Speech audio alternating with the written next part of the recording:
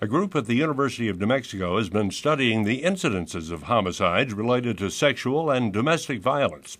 They've issued their report of findings for the most recent year. Sandy Bromley is a coordinator of that review team and joins us on the line. This is an annual report, is it, Sandy Bromley? It will now, yes. This is actually our first annual report because this is the first year we've been under statutory authority. The legislature and the governor has actually mandated that our team be in place via statutory authority. So this is actually our first annual report, even though our team's been around for about 10 years. You found that there were 21 homicides linked to domestic violence in New Mexico last year. It was actually in the calendar year 2005. Our team reviews cases that are fully closed. They're fully through the criminal justice process. They've been investigated and prosecuted, and so we don't review cases until that point. So what we've actually released are 2005 statistics. And yes, in the calendar year 2005, we reviewed 21 domestic and sexual violence homicides. It strikes me as a lot. You? Absolutely, yes, sir. I think that's way too many people that are being killed. And unfortunately, I think a lot of these majority women are blindsided by what's happening and don't necessarily know the type of danger that they're in. Well, how is that? Does danger go along with being a domestic partner? Well, absolutely, it should not. I believe in equal partnerships. However, a lot of these women might be in a relationship that they don't feel comfortable with. They know that there's been some power and control issues. Sometimes it may not even be physically violent. It just may be controlling emotionally. However, and so they might actually escape the relationship. A lot of these women were in the process of breaking up with or getting a divorce from their offenders when they were murdered. So actually 71% of all the cases, that was the case where the victim was trying to escape a relationship. She was breaking up with somebody, and that's when she was killed.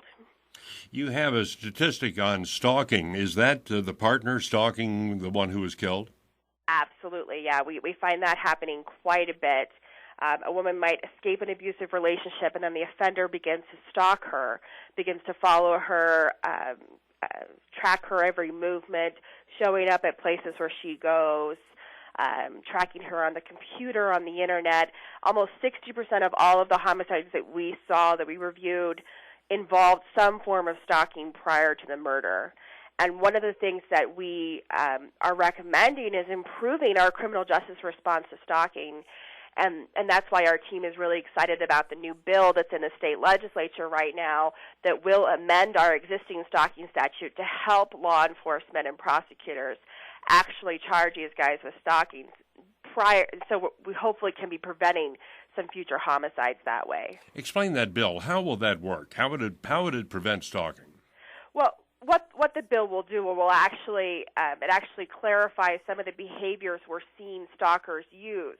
So, for example, the use of technology in stalking cases when the offender is using the computer, like I said earlier, using the internet to stalk, or using a GPS system that he might attach to the victim's car, something like that maybe couldn't be prosecuted under the prior statute because our definition of behaviors was a little bit too narrow.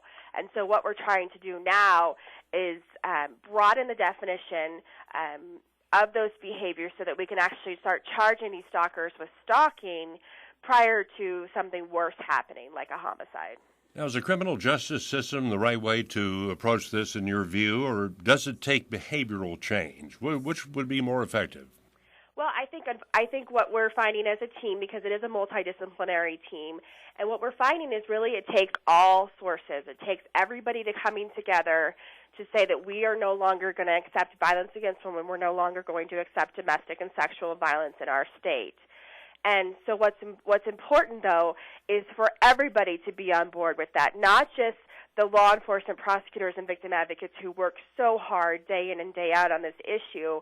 We also need our friends and our family and our neighbors to step up when we see something going on when we see violence happening in relationships, we need to step up and actually intervene and say, hey, that's not allowed, that's not cool.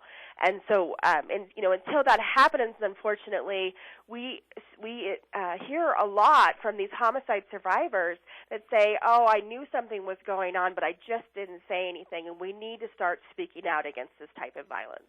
One of the things that we did talk about was the association between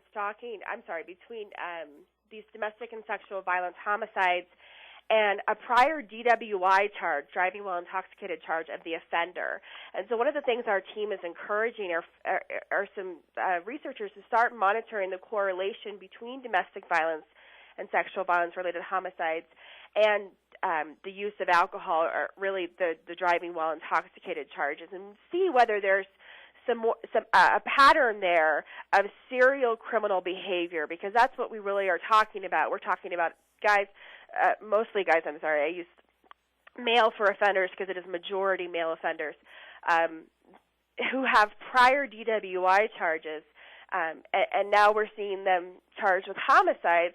And so we're thinking maybe we need to develop research a little bit more around this serial criminal behavior that these offenders are actually presenting to us a long time before the homicide happened. Disturbing report. Sandy Bromley at UNM, many thanks. 12:26 now on At Noon.